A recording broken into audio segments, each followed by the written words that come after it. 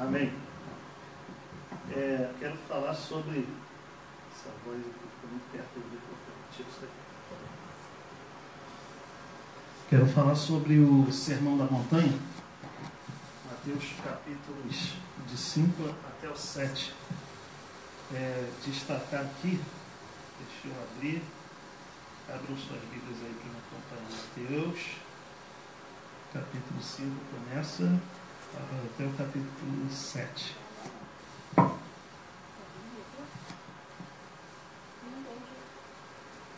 Mateus 5.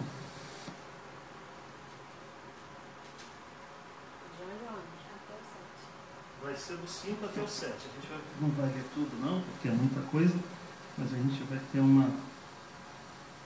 a gente vai dar uma pincelada, né?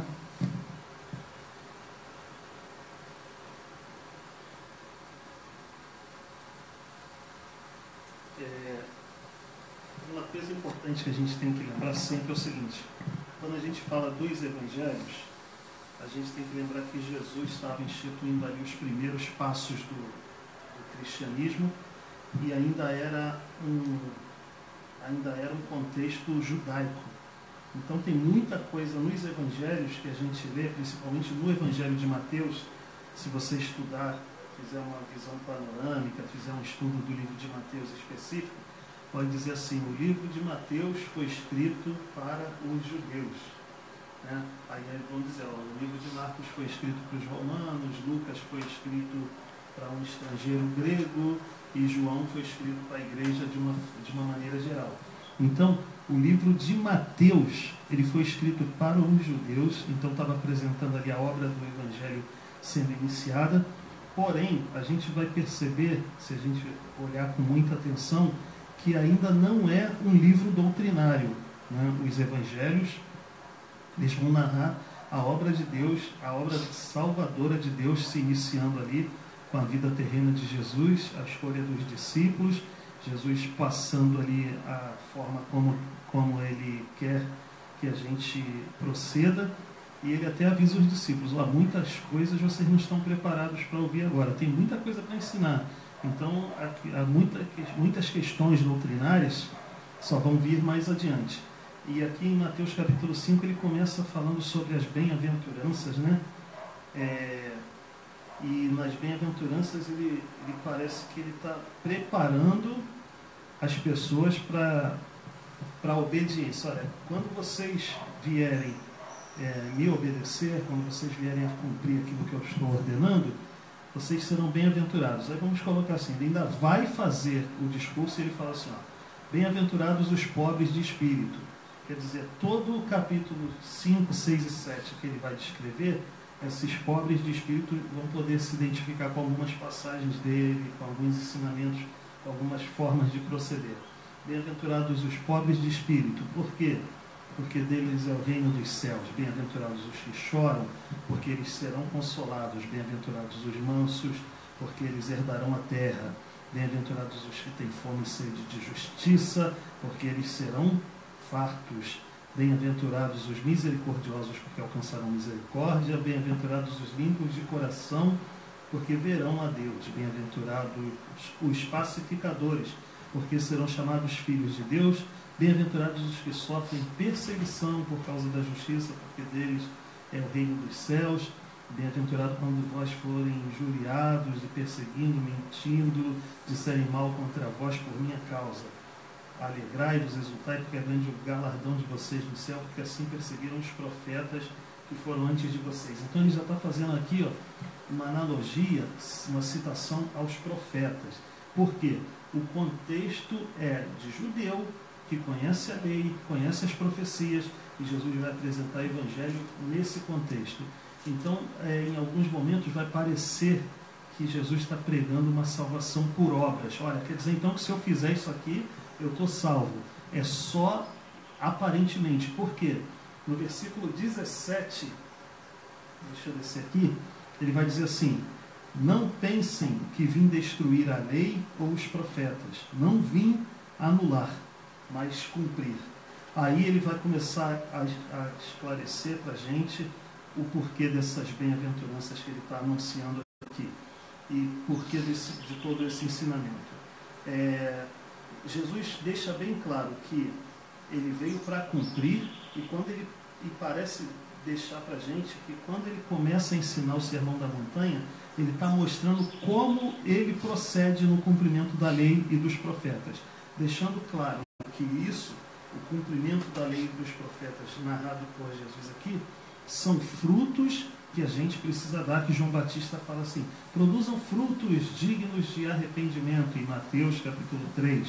Em Mateus capítulo 7, Jesus fala que a árvore boa não pode dar maus frutos, nem a árvore má pode dar frutos bons. Assim, toda árvore se conhece pelos seus frutos. Então, se a gente lê o Sermão da Montanha e fala assim, não dá para mim, quer dizer, fica complicado, porque são frutos que Jesus está dizendo, em outras palavras, Jesus está colocando para os discípulos assim: é assim que eu procedo, é assim que eu vivo, é assim que eu ajo, é assim que eu espero que vocês também vivam. Lá no versículo 17, ele fala, vamos repetir, ele abre começando assim: não pensem que vim destruir a lei ou os profetas. Eu não vim anular, mas vim cumprir. E ele continua como se ele estivesse aplicando esse cumprimento à lei dos profetas. Vamos colocar assim. E a gente perguntava, mas o que a gente deve fazer? Aí a gente começa a discorrer aí as subdivisões do capítulo 5. Do versículo 21 ao 26, ele vai falar a respeito do homicídio. E ele diz assim, na lei estava dizendo, não matarás. Não foi isso que foi dito aos antigos? Não matarás. Qualquer que matar será réu de juízo. Aí Jesus falou assim, em outras palavras, como se os discípulos precisassem aprender isso: eu procedo dessa forma, eu porém vos digo, qualquer que se irá contra seu irmão por qualquer motivo será réu de juízo. Se eu ficar irado a ponto de desejar o mal para qualquer pessoa, se eu disser eu não vou com a sua cara, eu não gosto de você, dureza, né? Se a gente for sincero e a gente pensar um minutinho, a gente começa a lembrar de pessoas que a gente realmente não vai muito com a cara deles. Ah, não vou com a sua cara, tipo Chaves lá, né? Você não vai com a minha cara? É o Kiko, né? Então a gente pode facilmente ver como que a gente erra em não observar da maneira que Jesus observava. Lembrando que eu não estou colocando aqui uma lista de salvação pelas obras, mas frutos de uma pessoa que quer se parecer com Jesus. É como se no Sermão do Monte Jesus dissesse: eu estou agindo assim e é o que eu espero de vocês, que o mestre, que o discípulo seja igual ao seu mestre. Aí ele vai falar do homicídio. Eu não quero que vocês fiquem irritados com as pessoas a ponto de desejar o mal, de vocês falarem que não gostam de alguém ou que não vão com a cara de alguém. Mais adiante ele vai falar a respeito do adultério, da prostituição, nos versículos de 27 até o 32. Ele vai dizer assim: ouvistes o que foi dito aos antigos, ou como está escrito na lei, não cometerás adultério. Olha como Jesus vive. Olha como que eu aplico isso. Eu vivo dessa forma. Não olhem para nenhuma pessoa com olhar de cobiça, porque se olhar você em seu coração já é culpado de adultério. Então a gente não deve olhar com maldade para ninguém ou para nada. Ah, Moisés, mas é muito difícil, porque a gente vai ver o filme vai ter cenas, isso e aquilo. No mesmo Sermão da Montanha, Jesus vai falar assim: olha, se a tua mão direita te faz pecar, arranca e lança para fora de você. Pega um objeto, não arranca a mão não, pelo amor de Deus, não leve só o pé da letra. Pega um objeto que está te fazendo pecar. Ah, é a internet. Para de entrar na internet, nesses sites que vão abrir com essas historinhas, com essas cenas que vão fazer com que você não cumpra, não pareça com Cristo. O objetivo disso aqui é: basta o discípulo ser como seu mestre e o servo ser como seu Senhor. Jesus está mostrando para a gente como ele cumpria a lei e os profetas. Olha, vocês dizem que não pode adulterar. Eu nem olho, eu não cobiço. É isso que eu espero que você faça. Que você nem olhe, que você nem cobice. Mateus 5, de 33 até o 37, ele vai falar sobre o juramento, sobre o perjúrio. 33. Foi dito aos antigos: não perjurarás, mas cumprirás os teus juramentos ao Senhor.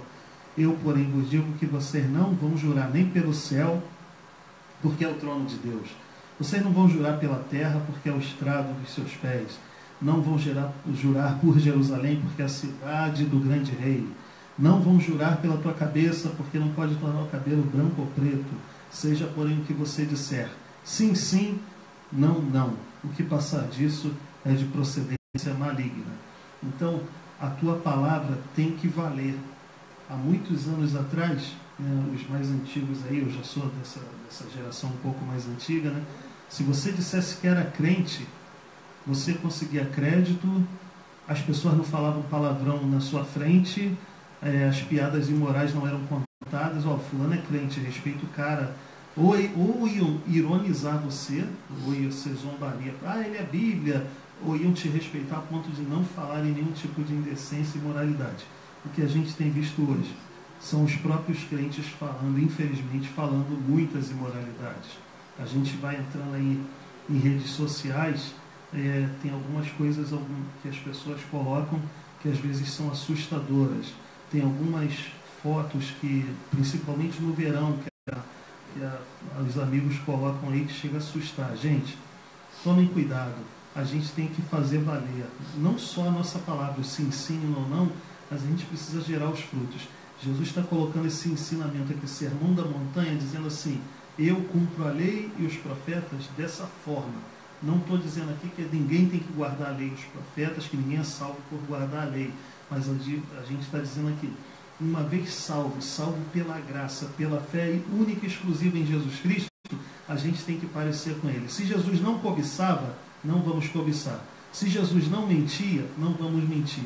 Se Jesus não odiava, não vamos odiar. Então, basta o discípulo ser como seu mestre, o servo ser como seu Senhor. Mais adiante, Mateus 5, de 38 a 42, ele vai falar sobre a vingança. Foi dito aos antigos: olho por olho, dente por dente. Te xingou, você xinga também. Te bateu, bate de volta. Te roubou, dá um prejuízo nele de volta. E vai assim. Aí ele diz assim: eu, porém, vos digo, não resistais ao mal, mas qualquer que te bater na face direita, oferece-lhe também a outra. Não é dizer, tomou um soco desse lado, agora dá desse lado. Tá? Tenho amigos que já fizeram isso quando a gente era moleque aí na adolescência, estavam lendo a Bíblia e teve problema, agora bate do outro lado. Já escutei muito essa história, isso parece até piada, mas muita gente já aplicou isso ao pé da letra. Mas para você não entrar em contenda, não sustentar a discussão, a confusão. Lá nas bem-aventuranças tem um deles que a gente leu logo no começo, dizendo assim: bem-aventurados os pacificadores. É mais ou menos por aí. Então, tem pessoas brigando, não pega o celular para filmar a infelicidade do outro rindo. Olha lá, briga, briga, briga. No Cris é assim, né? Briga, briga, briga. Então, não é para a gente festejar porque tem pessoas se machucando, porque um está tirando a forra, está tirando a diferença com o outro.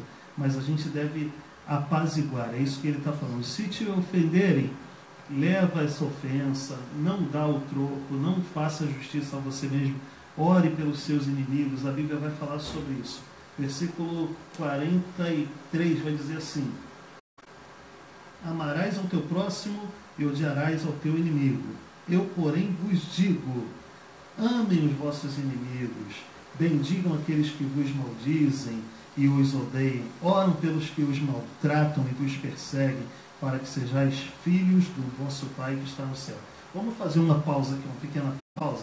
Até aqui a gente falou sobre o homicídio, tá? Se você se encolerizar, tiver raiva de desejar o mal de uma pessoa, você é como um homicida. Jesus falava: olha, eu cumpro a lei, não desejando mal, não guardando rancor, a raiva de ninguém. O adultério, que Jesus falou: olha, eu cumpro essa de não adulterarás da lei, nem olhando com maldade para a pessoa nenhuma, cobiçando, e é isso que eu quero que vocês façam. Sobre o juramento, ele quer que você tenha a palavra. Se você disse que vai estar no local em determinado dia, em determinado horário, cumpra. Se você disse que vai comprar, que vai pagar, compre, pague. Seja sincero, seja verdadeiro. Não tenha aliança com a mentira. A Bíblia fala que o pai da mentira é o inimigo, não é o nosso Deus, não é o nosso Senhor.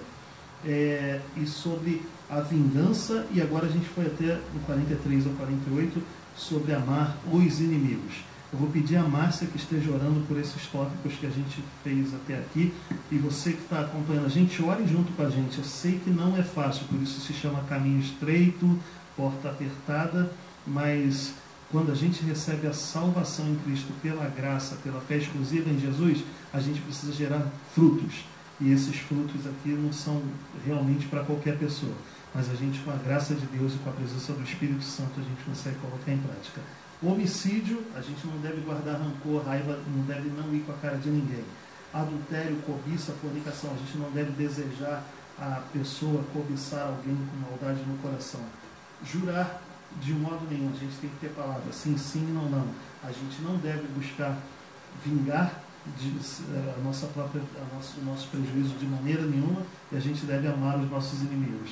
Se não lembrar esses pontos que foram colocados, a gente é esperto. Oremos. Senhor Deus, te louvamos por essa tarde, te agradecemos, ó Pai, por esse dia. Senhor, queremos colocar em suas mãos, pedir misericórdia, ó Pai, porque somos pecadores, porque temos tantos desafios pela frente, e te pedimos misericórdia, que possamos vencer a nossa carne, vencer, Senhor, tudo aquilo que se levanta, ó Pai, contra nós. Que possamos vencer todos esses pontos dos quais Moisés falou, homicídio, a briga contra os irmãos e tantas outras coisas, que possamos a cada dia vencer através de Jesus, buscando a Ti, Te servindo, Te adorando e seguindo a Tua palavra. Porque quando nós guardamos a Tua palavra em nosso coração, no momento do pecar, na hora de sermos provados, a palavra vem à nossa mente e o Senhor vai estar sempre agindo, o Espírito Santo vai estar sempre agindo. Então te louvamos e te agradecemos, Senhor, e colocamos as nossas vidas em suas mãos para que o Senhor faça o melhor em nossas vidas e possamos vencer todos esses desafios que vêm se levantando a cada dia contra os seus servos. Em nome de Jesus, amém. Amém. Mandar um abraço aqui para o pessoal que está acompanhando com a gente aí. Marcelo Medeiros, pelo menos no meu no Facebook de vocês, mas a Mara Carvalho, Jefferson Rodrigues e, olha só, Nelson Neto. Está aparecendo para mim aqui que está acompanhando a gente. Aí apareceu agora, Thalita, Evandro Duarte, Renata Gama, Adriana Quebude, Márcia do Moisés, e tem uma galera, até minha família está acompanhando. Casal Jair e Eliene está sempre com a gente, esse aí é meu parceiro. Esse casal é abençoado. Mas vamos continuar. E agora a gente chega no capítulo 6. Quando chega no capítulo 6, Jesus continua. Olha, eu não vim, vamos se lembrar, eu não vim anular a lei, mas eu vim cumprir. Aí ele vai mostrar como é que ele vem cumprindo, né? E a gente vai vendo agora. Ele vai falar aqui, capítulo 6, versículos de 1 a 4, sobre as ofertas. Por quê? Na religião do judaísmo, parecia que eles buscavam um reconhecimento, ibope, e não é muito diferente da nossa realidade não, né? A gente tem alguns cartões de contribuição que a gente põe nome, o valor, aí a pessoa, fulano deu tanto, tem acesso a essas informações. Então Jesus está falando aqui, peraí, quando você ofertar, não saiba a tua mão direita o que faz a tua esquerda, não, faz entre você e Deus. Quero abrir um parênteses aqui para dizer assim, lá em Atos, capítulo 5, fala que Barnabé, ele vendeu uma propriedade e resolveu ofertar tudo ao Senhor, a obra de Deus, lá no começo da igreja em Atos. E um casal, Safira e Ananias, na verdade a gente fala Ananias e Safira, né? Vendo provavelmente o resultado, a repercussão positiva que Barnabé teve com aquela atitude, também foi lá vender uma propriedade, só que eles retiveram parte do valor e não entregaram tudo, mas disseram para os apóstolos que estavam entregando tudo em oferta ao Senhor. Pedro falou primeiro para Ananias, depois para Safira. Morreram os dois por causa dessa atitude, por causa de oferta. Olha, o dinheiro, a propriedade não era tua, estava em tuas mãos, você podia fazer dela o que quisesse. Quando você vendeu porque quis, o dinheiro era teu, você podia fazer com o teu dinheiro o que você quisesse. Mas você veio aqui para mentir, e você não mentiu para os homens, você mentiu para o Espírito Santo. Sabe o que aconteceu? caiu duro, morto na hora, na frente de Pedro, quando ele falou isso. Primeiro o marido, depois a esposa. Eu não vou ler, mas essa história está em Atos capítulo 5. Se você quiser ver a seriedade da contribuição, é só você ir lá.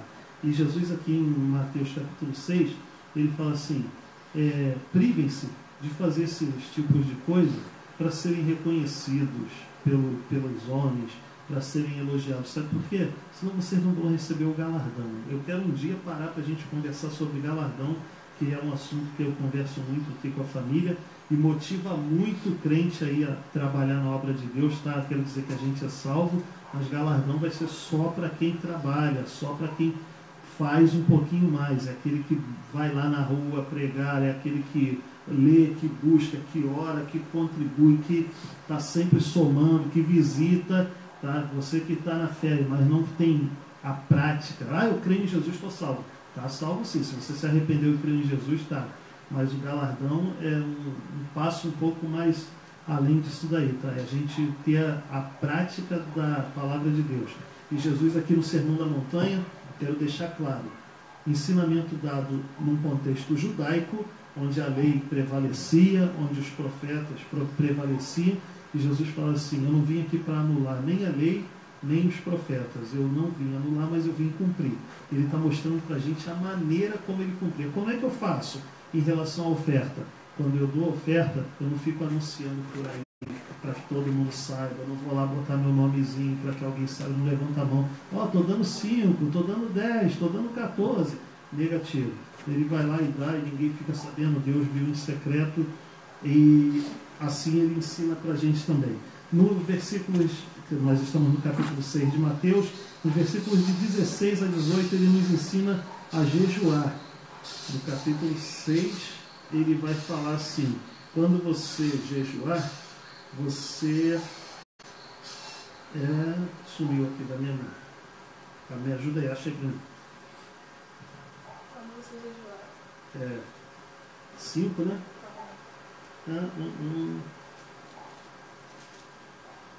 Deixa eu achar aqui. Sumiu. Eita, versículo, capítulo 6, versículo de 16 a 18. Quero ver. Isso. Quando você jejuar, não se mostre triste como esses hipócritas. Jesus usa essa expressão, hipócritas, que desfiguram seus rostos para parecer às pessoas que eles estão jejuando. Essa vai ser a única recompensa, o único galardão que eles vão receber. Quando você jejuar, viva um dia normal. Toma teu banho, passa o desodorante, passa o esfregão embaixo do braço, passa a tua roupa, bota uma roupa cheirosa, limpinha, arrumadinha. Se você tem que ir para a escola, vai para a escola e estuda. O jejum é abstenção de alimento. Você parou de comer durante um período que você determinou ali, Senhor, eu vou jejuar 3 horas, de 8 às 11 da manhã. Eu estarei jejuando. Então o jejum é você abrir mão, abstinência de alimento. Não é abstinência de banho, nem de perfume, nem de higiene pessoal, de nenhum tipo. Não é para você ir para a rua com a cara amarrotada, não significa que você tem que parecer para as pessoas, mas aí coloca a tua causa diante do Senhor. Senhor, eu estou jejuando. E outra coisa, jejum é clamor, é momento de tristeza, de quebrantamento, não é momento de júbilo, tá? Você jejua quando se está triste, quando você tem uma petição a fazer muito séria e você está clamando ao Senhor por socorro. Versículos 19 a 21, Jesus vai falar sobre as coisas do nosso interior. Olha, não ajuntem tesouros na terra, onde o ladrão rouba, onde a ferrugem consome, onde os ladrões minam e roubam, aí onde a traça e a ferrugem consomem. Ajuntem tesouro no céu, onde não vai ter traça para consumir, nem ferrugem, onde não vai ter ladrão para minar, para cavar e nem roubar o seu tesouro. Sabe por quê? Onde tiver o teu tesouro vai estar o teu coração. A gente sabe que muita gente entra em desespero a ponto de pensar em suicídio, homicídio. A gente tem muito homicídio, crime hediondo aí por causa de relacionamento. Terminou o namoro, Aí a pessoa entra em desespero, eu vou matar, se não for minha não vai sair de ninguém. E terminou, perdeu o negócio, estava contando com aquilo, estava ganhando dinheiro, estava festejando. Porque o tesouro dessa pessoa está nas coisas dessa terra. E quando ele perde aquele seu tesouro, ele acha que a vida dele não vale mais nada, porque toda a expectativa, toda a esperança dele estava naquela coisa. Então, como a gente, eu já disse numa pregação anterior, até estava relembrando no Facebook, vem aquela lembrança de um ano, olha, você tem o time de futebol que você torce? Legal, tem, mas você precisa gostar mais de Deus do que do seu time de futebol. Você tem um namorado, uma namorada? Se não for para casar, não é nem para ter, mas se for para casar, tenha, mas você deve gostar mais de Deus do que gosta do seu namorado, da sua namorada. Eu devo gostar mais de Deus do que eu gosto do Nelson, da Thalita, da Márcia, da Lídia, do Nelson, da Dirce.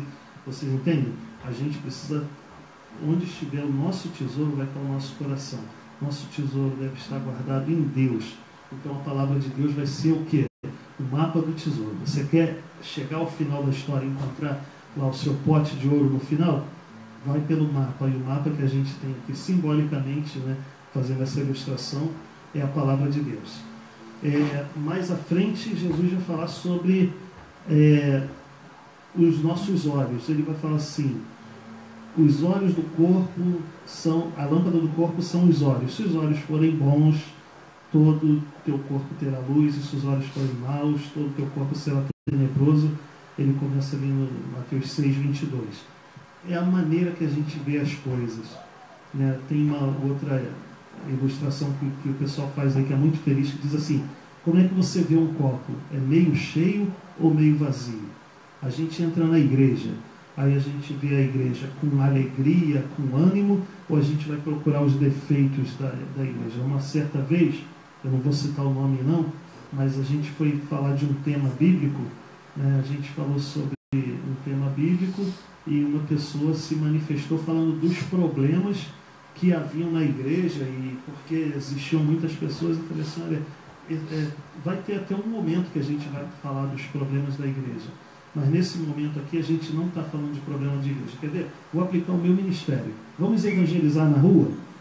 Aí você vai pensar assim: pô, mas eu não tenho vocação, eu não sei o que dizer, eu sou tímido, eu não sou desinibido, eu vou ficar enrolado. Quer dizer, você podia simplesmente falar assim: tem como você me ensinar?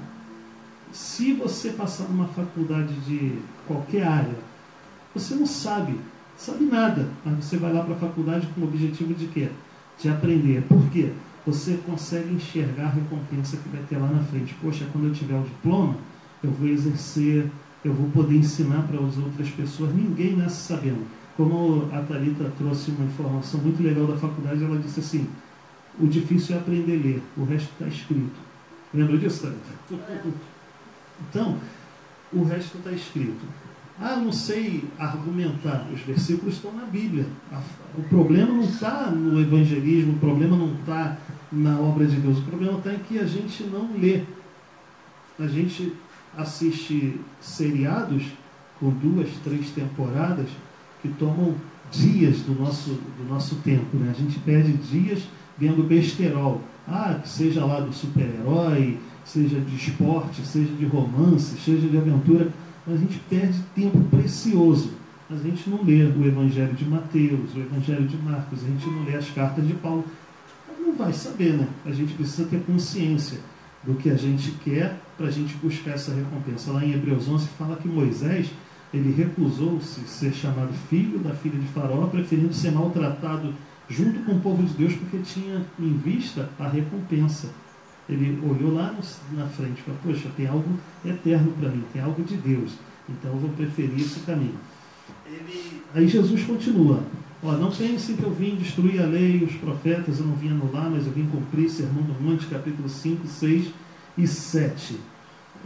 No capítulo 6, versículos 24 até o 34, ele fala sobre a ansiedade, mas ele começa no 24 dizendo assim: vocês não podem servir a 2 senhores. Eu vou simplificar dessa seguinte forma: a gente não pode amar a Jesus e amar ao mundo. Ele vai dizer nem a Deus e as riquezas, a Deus e a mamon. Mas o que as riquezas trazem? A gente não pode dividir Cristo com o nosso celular, não pode dividir Cristo com o nosso videogame, não pode dividir Cristo com a nossa vaidade, isso aí para não entrar em detalhes, mas aí cada um analisa a sua própria vida, e Jesus está falando assim, eu cumpro a lei, não dividindo Deus com ninguém, eu só amo a Deus, eu tenho só a Deus, eu reverencio e respeito só a Ele, então você não pode ter Deus e mais alguém, como a Bíblia fala de Jesus, existe um só Deus e um só mediador entre Deus e os homens. Tá? Eu quando prego eu sempre falo isso, se alguém te apresentar Jesus e mais alguém para a salvação, Jesus e mais alguma coisa para alcançar Deus, fica longe desse cara, fica longe dessa igreja, fica longe dessa religião, porque é furada. É Jesus sozinho, fé e arrependimento e batismo e só. E aqui Jesus segue. Aí chegamos finalmente no capítulo 7, onde Jesus vai fazer a conclusão. Ele fala sobre o juízo precipitado. Muita gente gosta de falar, né? Não julgueis para que não sejais julgados. Ele não está falando aqui, isso aqui não é doutrina. A gente falou, as cartas doutrinárias vão começar lá em Romanos. Jesus está falando num contexto judaico, onde os judeus chamaram até Jesus de endemoniado. Jesus condena o juízo precipitado. Você nem conversou com a pessoa, você não tem convívio, você olhou para a aparência, você já sentenciou ali, a gente faz uma proposta, poxa, vamos fazer tal coisa, isso não vai dar certo, porque o pessoal de lá não presta, porque o pessoal de lá é assim. Opa, calma aí, vamos devagar. Então a gente é condenado a esse juízo precipitado. Mas quando eu estiver pregando aqui, a Bíblia fala assim, que os de Bereia foram mais nobres do que os de Tessalônica, porque examinaram nas Escrituras se o que Paulo e Silas estavam pregando era realmente daquela maneira. Então, eu estou pregando aqui, julguem a mensagem, se é bíblico, se eu estou falando besteira ou se eu estou sendo fiel à palavra de Deus. Alguém começa a falar, esse tipo de coisa precisa ser julgado. E Paulo até fala assim, vocês, em 1 Coríntios capítulo 6, vocês têm o hábito de levar um irmão a juízo perante infiéis? Não existe um sábio entre vocês aí que possa julgar as coisas pequenas entre vocês? Então, Jesus não está proibindo todo tipo de julgamento, mas o julgamento precipitado. Seguindo aqui, lá no versículo, do capítulo 7, versículo 6, ele vai falar, não deis aos cães as coisas santas, nem aos porcos as vossas pérolas. Muita gente tem dúvida a respeito disso, mas o que está dizendo aqui é o seguinte, você vai anunciar o Evangelho, você vai trocar uma ideia, você vai encontrar uma pessoa que despreza, que gosta de polemizar, mas não está interessado em aprender. Muitas vezes no Evangelho fala assim, se aproximou de Jesus tentando, não foi? Para testá-lo, eles não estavam interessados no aprendizado. Então não dá assunto para esse tipo de pessoa que for dessa forma. Jesus coloca aqui como cães e porcos. Mais à frente ele vai falar sobre a perseverança do versículo 7 ao 11, capítulo 7 de Mateus, de 7 a 11, peçam e ser-vos-á dado, busquem e encontrem. Então você deve pedir ao Senhor tudo que você precisar, tudo que você julgar, mas deve pedir com critério. Tá? A Bíblia fala que você pede e não recebe, porque pede mal para gastar em seus próprios prazeres, em seus próprios deleites. Mas Jesus falou, se pedirmos alguma coisa segundo a sua vontade, né, Ele nos ouve em tudo que pedirmos. Seguindo aqui, ele vai falar sobre os falsos profetas no versículo 15 até o 23. Acautelai-vos dos falsos profetas e tal. Por que ele está falando isso? Para que você e eu não sejamos enganados. Como é que a gente vai tomar cuidado com os falsos profetas? Conhecimento de causa, conhecimento do Evangelho, conhecimento das doutrinas da Bíblia, conhecimento da vontade do Senhor. Alguém chega e faz uma campanha te oferecendo Jesus e mais alguém, como eu disse anteriormente. Aí você fala assim, pô, não dá não rola. A Bíblia nunca me... O Pedro foi na casa do Cornélio, em Atos capítulo 10. Ofereceu Jesus. O Cornélio se ajoelhou perante Pedro. Pedro falou assim, não faz isso, eu sou homem igual a você. Lá em Apocalipse, João se ajoelhou diante do anjo que estava fazendo a revelação para ele. O anjo falou assim, não faça isso. eu sou conservo teu, dos teus irmãos que vão herdar a salvação, adora somente a Deus. Então a gente tem autorização para adorar ao Senhor, a gente tem autorização para adorar a Deus, ajoelhar perante Deus, ajoelhar perante o Senhor Jesus e só, tá? Se oferecer a Jesus e mais um objeto, Jesus e mais uma pessoa, seja no presente, no passado ou no futuro, está fora. A gente não vai cair sendo enganado por falsos profetas se a gente tiver conhecimento de causa, para não sermos enganados. Ele fala também sobre a porta estreita, no versículos 13 e 14, eu dei uma pulada aqui voltando. Por que porta estreita, porta larga? Ele está falando isso. Você precisa conhecer qual é o caminho estreito, como é o procedimento de uma pessoa que está entrando por uma porta estreita, como é o procedimento de uma pessoa que está entrando pela porta larga, pelo caminho largo. A gente deve conhecer a vontade do Senhor para as nossas vidas e a sua palavra que nos revela como é que o cristão deve proceder. Todo esse contexto aqui do Sermão da Montanha é Jesus explicando assim: eu não vim destruir a lei e os profetas. E é um contexto judaico, ele está falando aqui com os judeus que tinham a lei e os profetas como mandamentos: faça e não faça, faça e não faça. Ele fala assim: é o proceder diário, não é uma questão do fazer e deixar de fazer. Eu simplesmente não vou cobiçar, eu simplesmente não vou odiar, eu simplesmente não vou desonrar o meu Deus, simplesmente eu não vou odiar o meu próximo, simplesmente eu vou, no meu dia a dia, isso faz parte da minha vida. Uma vez, um testemunho pessoal, no meu trabalho, um colega falou comigo assim: no meu trabalho o pessoal me chama de Maris, é o sobrenome. Eu falei assim: Maris, estava conversando com os caras e a gente trocou um papo. Pô, tu já conversou, já reparou no Maris? Tudo que a gente conversa com ele, ele termina na Bíblia. Tudo que... na Bíblia tem uma história que fala sobre isso. Conversa um assunto, aí na Bíblia tem um negócio lá, tem uma história assim. Aí eu falei assim: você sabia que eu nunca tinha reparado isso? Você está me chamando a atenção, realmente eu sou assim. Eu estou lembrando assim, eu sou assim, eu costumo falar, usar essa expressão. Mas... por quê que eu não reparei? Porque eu já estava fazendo daquilo a minha vida diária. Eu leio a Bíblia, então eu oro, eu já tenho essa sequência. Para mim é natural pegar a Bíblia e ler, dobrar o joelho antes de dormir. Então eu falei para ele: cara, é uma coisa que para mim não tem nada de sobrenatural, nada de... é como você normal, beber água, você jantar, tomar o café.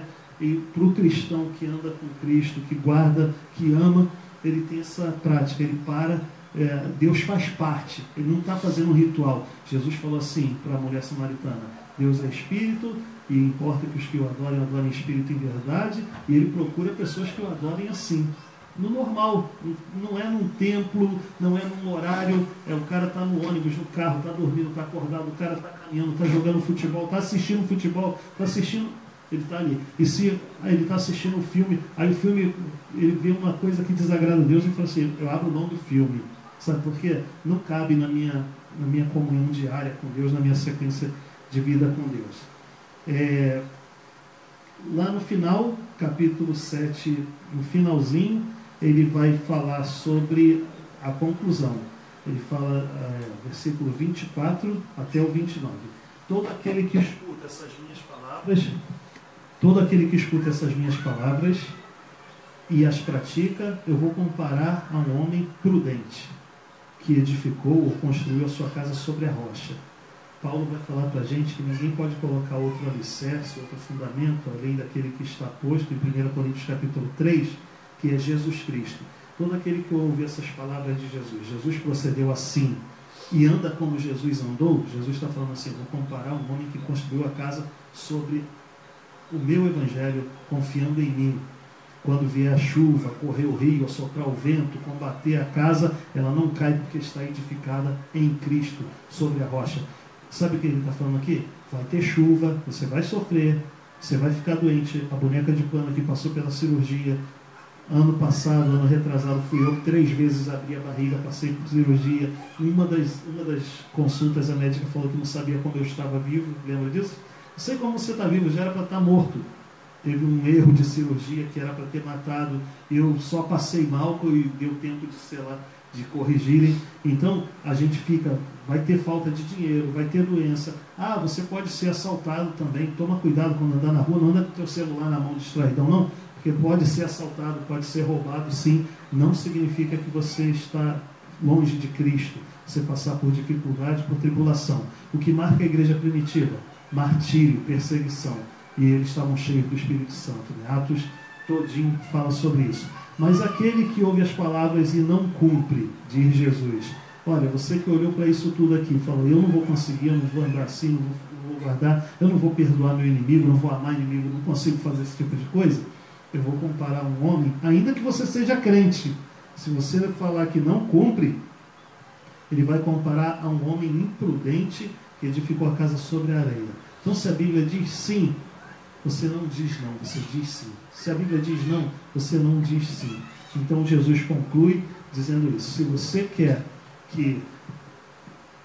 ser seguidor de Jesus, basta o discípulo ser como seu mestre, o servo ser como seu Senhor.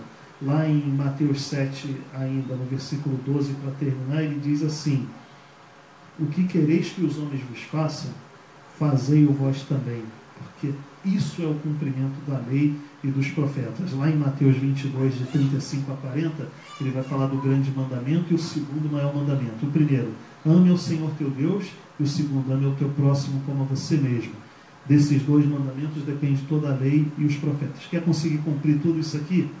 Ame, faça com amor, faça do Evangelho algo que você ame. Quando você ama a Deus, ama a sua palavra, ama a Cristo, ama o Evangelho, você vai amar a sua família, você vai amar seu inimigo, você vai ser honesto, você vai ser verdadeiro, você vai ter palavra. E se você pecar, é possível que a gente peque. João escreveu, essas coisas estão escritas para que vocês não pequem. Porém, se alguém pecar, tropeçou, não abandone o Evangelho por causa disso, abandone o pecado. Nós temos um advogado junto a Deus, um único advogado, um único mediador, uma pessoa só a quem buscar: Jesus Cristo, que é a propiciação, o pagamento, a purificação dos nossos pecados. Amém? Quero louvar a Deus por essa palavra e por vocês que estão acompanhando a gente aqui. Esse é o nosso culto com acompanhamento aqui, a recuperação da Márcia, né? A minha bonequinha de pano. Em breve ela sai da casa do olheiro e volta para a rua. A gente vai louvar aí, Thalita. Agora a Thalita assumiu o louvor. Fala, filho. Fala aí, mãe, você é dirigente. Fala com você. Vai ser, ele continua sendo bom. Tá.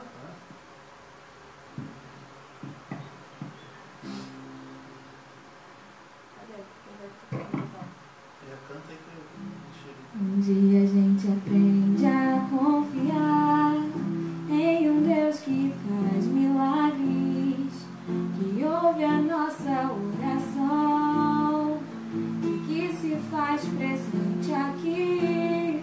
Um dia a gente aprende a dar um passo só de cada vez, mas sem duvidar,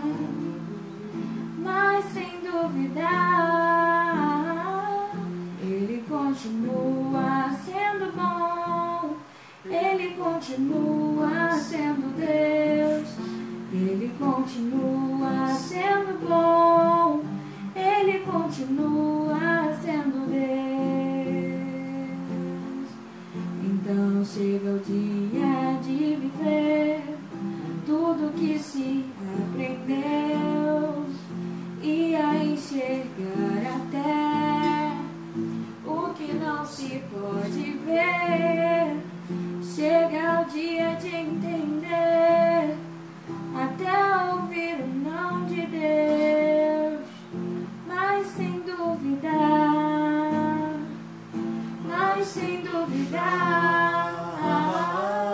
que Ele continua sendo bom, Ele continua sendo Deus, Ele continua sendo bom, Ele continua sendo Deus. Glória a Deus.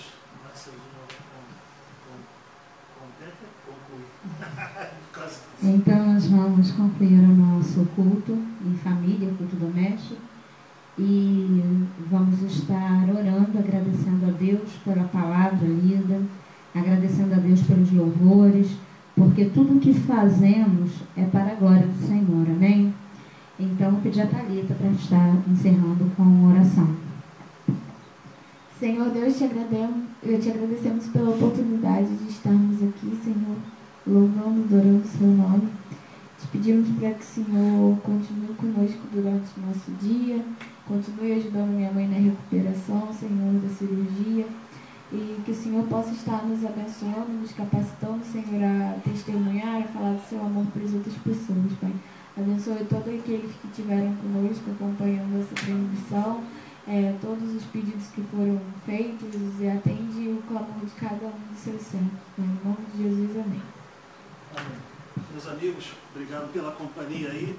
Graça e paz. Quem quiser visitar já está recebendo visita, pessoal da área aí da igreja. A paz do Senhor seja com todos. A paz, fiquem com Deus.